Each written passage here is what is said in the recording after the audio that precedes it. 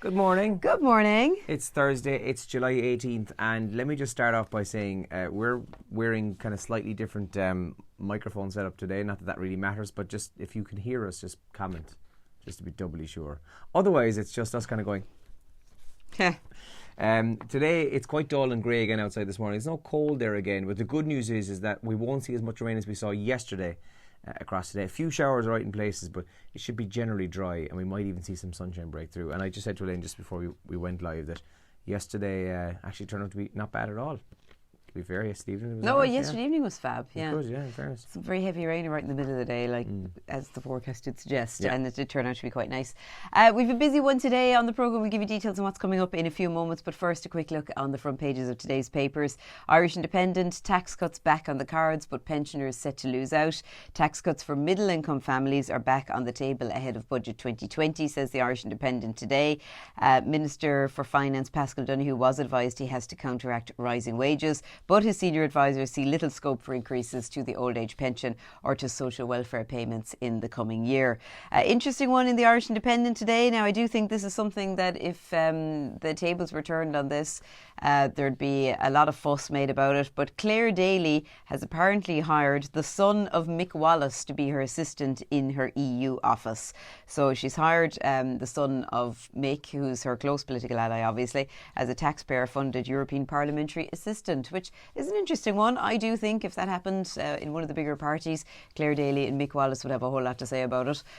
But that's in the Irish Independent today. The Irish Daily Mail says, why won't the FAI's old guard just take a hike? Pressure is mounting for a complete new leader and a complete new leadership for the FAI after Sport Ireland chairman Kieran Mulvey warned that the old guard and the unopposed renomination of Donald Conway as president is just not acceptable. And Trump and Epstein party like it's 1992. Trump again, I saw some video this morning of him. He was at one of these rallies and he was saying all the kind of the typical Trump things, and then the people in the crowd were just like, yes, he's so right, go Donald.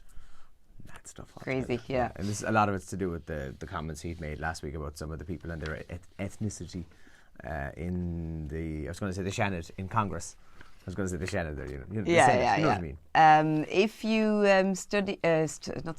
suffer from arachnophobia, maybe avoid the front page of the Irish Mirror today, because it's all about black widow spiders in the Irish Mirror today. A Waterford mum has been hospitalised after she was bitten by a false black widow spider at home, whatever a false one is. They won't kill you, is that it? I'd say so. Just hurt you.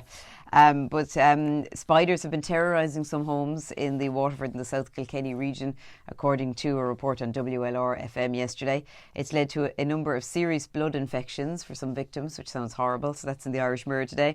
And this Irishman, Cork native Keith Byrne, who's in the US and having serious difficulties with immigration and customs enforcement officials, he's now been given until Friday to leave America or to face jail time. He has a wife and children in America. Now, Keith's family, in fairness to them, they've been trying to raise awareness of this, and they have used and they've jumped on the back of the recent scare about immigrants in the US. It's nothing to do with that, because this is an issue that's gone on for years with Keith Byrne and his problems getting a green card in the US. So some people seem to think it's, he's been swept up now in that new initiative that Donald Trump's been talking about. It's actually nothing to do with it, but you can't blame Keith's family, I suppose, for using that to get publicity for their son's plight. So Friday, till tomorrow he has to leave it, and that means leaving his wife and children behind, I suppose, or they have to come here with him, or face jail time. That's according to the Irish Mirror today. Frankie Dettori is pictured on the front page of the Examiner this morning. He was in Killarney yesterday. He didn't write any winners, but he's pictured with some of the crowd at Killarney Racecourse yesterday. Big smiley head in him.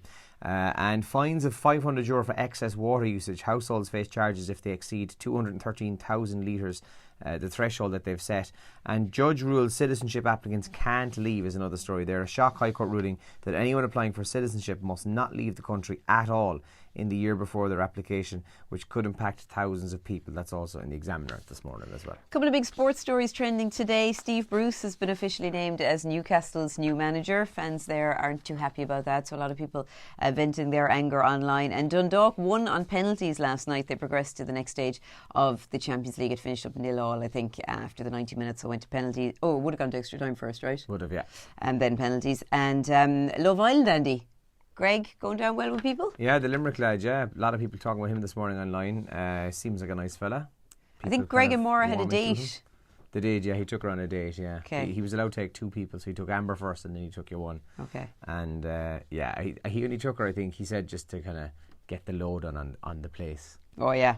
The Irish sticking together kind of thing. The Irish kind of thing, yeah. Yeah. And it was World Emoji Day yesterday as well, so people have been sharing kind of posts in just emojis, and I have no idea what any of it says, because I couldn't tell you, like, you know, I know people who, you know, I'd send a smiling emoji and they'd be like, oh, why did you send me that one? Yeah, I'm like, okay. Well, it's a smiling emoji. Put like, no, one, that's the one that's... Maybe some of our listeners would just put one emoji here to describe their mood right now. Yeah, you could do that as well. Okay. You could absolutely do that. Pop sockets to give away. And car air fresheners.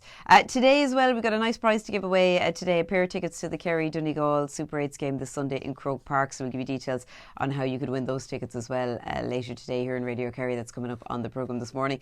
Who's for breakfast? We're adding €10 to it. 80? 80 quid this morning, yeah. €80, and we'll play that as well. Your chance to win that cash, and we've got lots of good music coming up too. Yeah, and we've got another chance for you to win a family pass for Bunratty Castle as well. So details on that also on the way. So do comment here, or you can kind of WhatsApp us an emoji that I suppose tells us what your mood is right now. How did you wake up this morning? So you can leave that here, and we will give away some of those pop sockets. And then it's a busy show between now and 9 o'clock. There's loads happening. So as per usual, give us a shout, and we'll give you a shout. And we'll talk to you soon. We're live in about 2 minutes. Join us for that. Enjoy Morning, guys. Good luck. Bye.